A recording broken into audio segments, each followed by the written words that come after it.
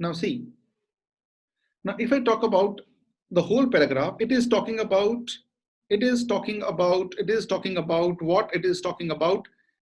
Green house, yes, use of green house, दो choices हमने बाहर निकालनी है। अब सोचना है कि कौन सा इफेक्टिव ज्यादा है। अब ये कंफ्यूजन जो है मोस्टली स्टूडेंट्स को रहते हैं कि सर दो तो चॉइस आ जाएंगे, उसमें से बढ़िया कौन सी है। नाउ अब मेरे पास दो चीजें हैं, एक है यूज ऑफ ग्रीन हाउस, एक है ग्रीन हाउस। अब मुझे दोबारा से पढ़ना है इसको। Green house is a house made entirely of glass, both walls and roof are glass. One of the main purpose of a greenhouse is to grow tomatoes, flowers and other plants that might struggle to grow. यहाँ पे उसने कहा purpose क्या है green house का। फिर आगे, a greenhouse stays warm inside during winter. Sunlight shines in and warms the plants and air inside. अब अगर आप ध्यान से पढ़ें इंट्रोडक्शन पार्ट और उसकी डिस्क्रिप्शन, उसने सिर्फ यूज एक चीज के ऊपर बताया है, लेकिन हर लाइन के बाद वो किसकी बात कर रहा है, ग्रीन हाउस की वार्मनेस की बात कर रहा है, या ग्रीन हाउस किससे है, क्या है ग्रीन हाउस, वो बार बार ग्रीन हाउस के ऊपर बात कर रहा है। इसीलिए द वर्ड लगा हुआ है the green house, means heading is the green house, not use of green house, क्योंकि उसने यूज जो है वो सिर्फ पहली दो लाइन के अंदर बताया, वहां से डिसीजन नहीं लेना है। इसलिए बार बार I just always emphasize, do not take decision by seeing two lines, दो लाइनों से डिसीजन नहीं लेना है। अगर आप आगे दें थर्ड लाइन, फिर ग्रीन हाउस के बारे में बता रहा है।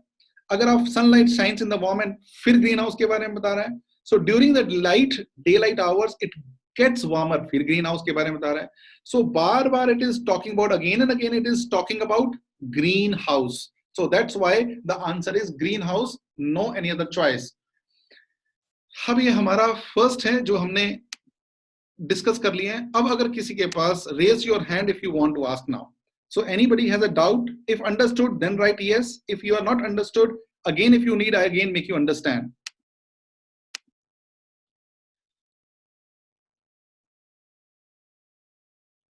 Yes,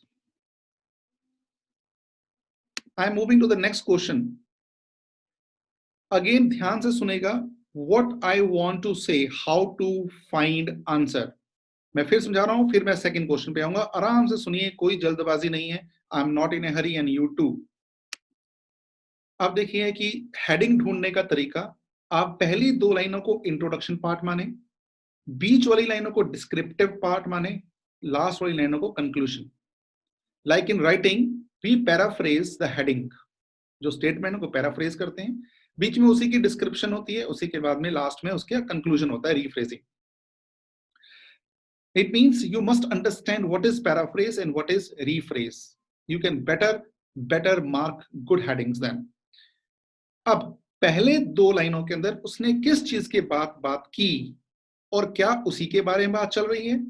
only then you make a theme, then you match and option cut लगानी है, चूज नहीं करनी है। जिस तरीके से मैंने पहले फाइंड आउट किया है उसी तरीके से आपको दूसरा भी सॉल्व करवाऊंगा, फिर उसके बाद आपने डिसीजन लेना है।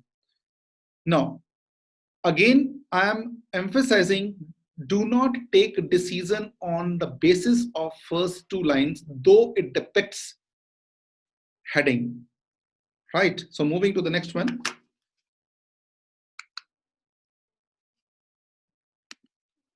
Now see, so the earth experiences a similar thing to a greenhouse. Gases in the atmosphere such as carbon dioxide do what the roof of a greenhouse does. During the day, the sun shines to the atmosphere. Earth's surface warms up in the sunlight. At night, Earth's surface cools, releasing the heat back into the air. But some of the heat is trapped by the greenhouse gases in the atmosphere. That is what keeps our Earth a warm and comfortable 59 degrees Fahrenheit on average.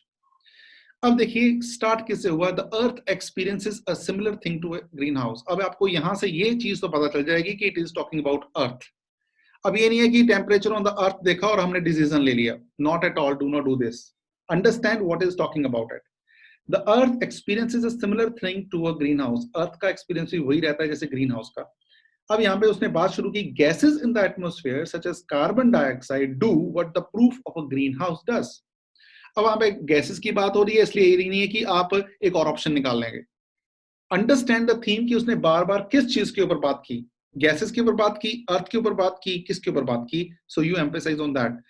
दिन के time the sun shines through the atmosphere.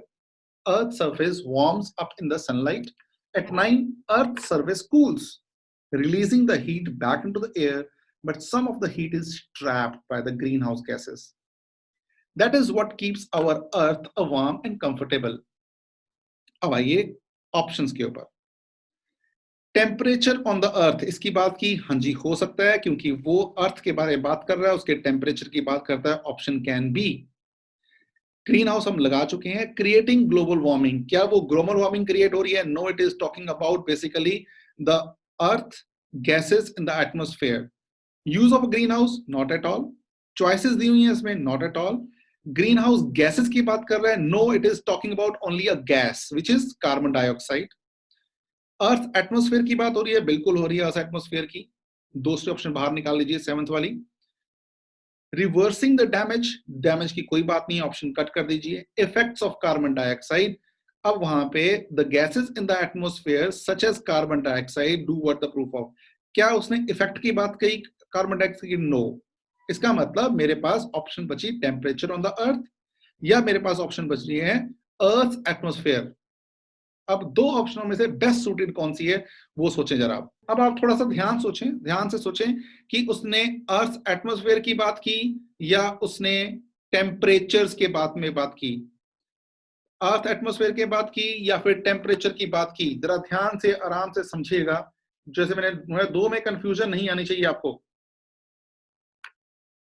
Now see the answer is, देखिए अब दोबारा समझा रहा हूं आपको मैं. It is answer is first, temperature on the अर्थ. ये क्यों आया? अब देखें बात है, दूसरा आपने गलत क्यों लगाया? अर्थ एटमॉस्फेयर, अगर आप पूरे टॉपिक की बात करें, it is not talking about only atmosphere, it is talking about warmness. देखिए, gases in the atmosphere such as carbon dioxide वैसे ही करती हैं जैसे ग्रीन हाउस करती हैं. ग्रीन हाउस क्या करती हैं? टेम्परेचर इंक्रीज करती हैं. During the day the sun shine throughout the atmosphere, earth surface warm up. देखो इसमें फिर उसने किसकी बात की? वार्म अप की बात की. At night, Earth surface cools, releasing the heat back into the air, but some of the heat is trapped. फिर गर्माइश की बात कर रहा है. इसका मतलब बार बार उसने एटमॉस्फेयर की बात नहीं कर रहा है, वो कर रहा है गर्माइश on the earth, temperature on the earth. That's why answer is temperature on the earth. तो हमने बेस्ट सूटेड करना है कि सबसे बेटर कौन सा है और बेस्ट कौन सा है. इस दो में से ज्यादा सूट जो कर रहा है that is temperature on earth. That's why the answer is temperature on earth, not earth atmosphere. इसमें गर्माइश की बात हो रही है, अगर आप अर्थ एटमॉस्फेयर की बात में, इसमें कोई भी वार्मनेस की बात नहीं है. सो that's why the answer is temperature on the earth. Now next one is, now read it slowly.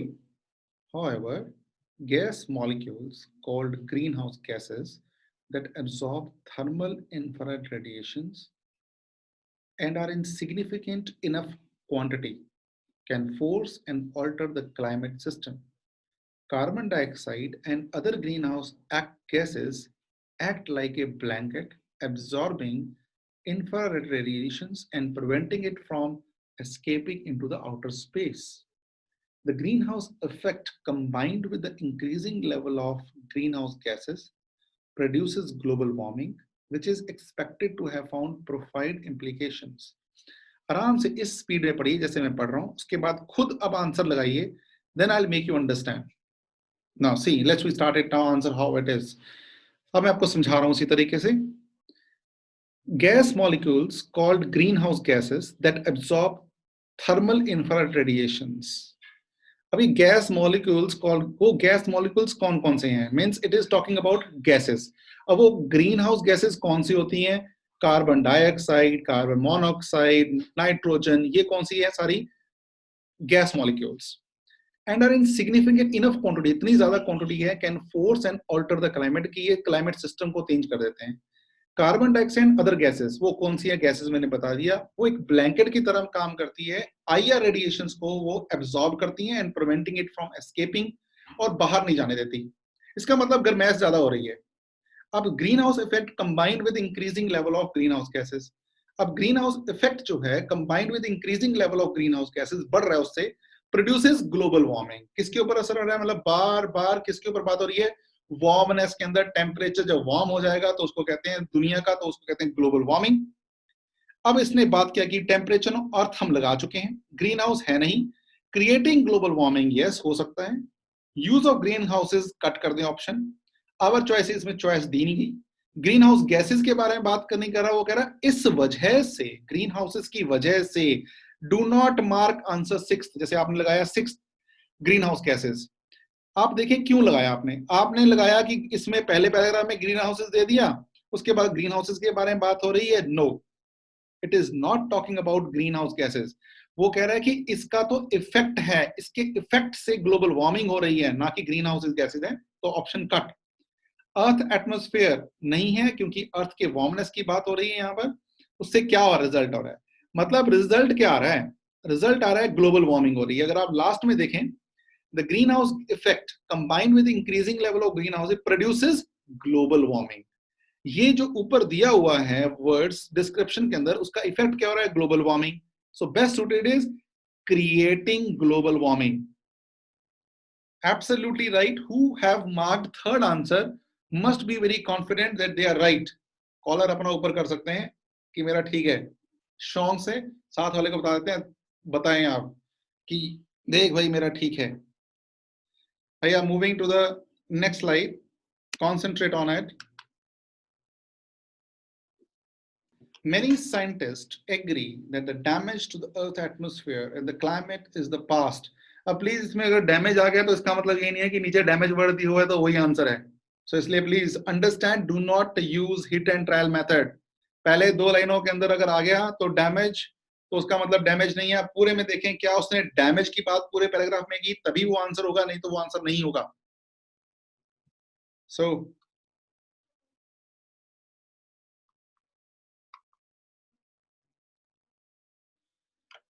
many scientists agree that the damage to the Earth atmosphere and the climate is the past, the point of no return. So the damage is near the point of no return. In Joseph Vernon's opinion, an associate professor at the Department of Geology and Planetary Science, the University of Pittsburgh, taught life sciences, and we have three options. Firstly, to do nothing and live with the consequences. Secondly, this. Third, this. अब देखिए, अगर आप पूरे paragraph के अंदर अगर पहली line पढ़ते हैं कि इसमें डैमेज की बात हुई हुई है और नीचे आप डैमेज वाला आंसर लगा रहे हैं, तो वो गलत हो जाएगा कि क्योंकि इसमें पूरे पैराग्राफ के अंदर मुझे नहीं लगता कि डैमेज की बात हुई हुई है। So concentrate and mark answer. See, अगर आप देखें उसके अंदर उसने पहले बात किया कि, दूसरी बात क्या की, चॉइसेस की बात कर रहा है वो। Many scientists agree that the damage to the Earth atmosphere and the climate is the past, the point of no return, or the damage is near the point of no return. In Joseph Vernon's opinion, an associate professor at the Department of blah blah blah. अब उसके बाद we have three options. Firstly, उसने किसके ऊपर बात की, पहला to do nothing and live with the consequences. Secondly बात की, ये बात बताई। थर्डली ये बात बताई। इसका मतलब पूरे पैराग्राफ के अंदर वो चॉइसेस के बारे में बात कर रहा है। सो इट मींस हमारे पास इतनी चॉइसेस हैं। So it is talking about the fifth option, our choices. इसमें टेम्परेचर की बात नहीं है, ग्रीन हाउस की बात नहीं है, ग्लोबल वार्मिंग की बात नहीं है, यूज ऑफ ग्रीन हाउस की बात नहीं है, गैसेस नहीं है, अर्थ एटमोस्फेयर नहीं है। तो बार बार इसमें चॉइसेस की बात कर रहा है। रिवर्सिंग द डैमेज, डैमेज को रिवर्स नहीं कर रहा, because it is giving the choices on the damage की ना हो ऐसा। Effect of carbon dioxide, no, it is not giving any option on the effect of carbon dioxide, so option is wrong. So it means the rest जो बचा आपके पास वो क्या है, fifth option, our choices. So अगर आपको किसी चीज के ऊपर heading, so your feedback is always important कि आपको समझ आया कि नहीं आया। I try my best, ये बेसिक्स हैं, I try my best to make it more difficult also. I try my best to make you understand the best things, best tips for all the modules, reading, writing, listening and speaking. But I won't tell you that tomorrow what I'm going to tell or what I'm going to, teach you. Right?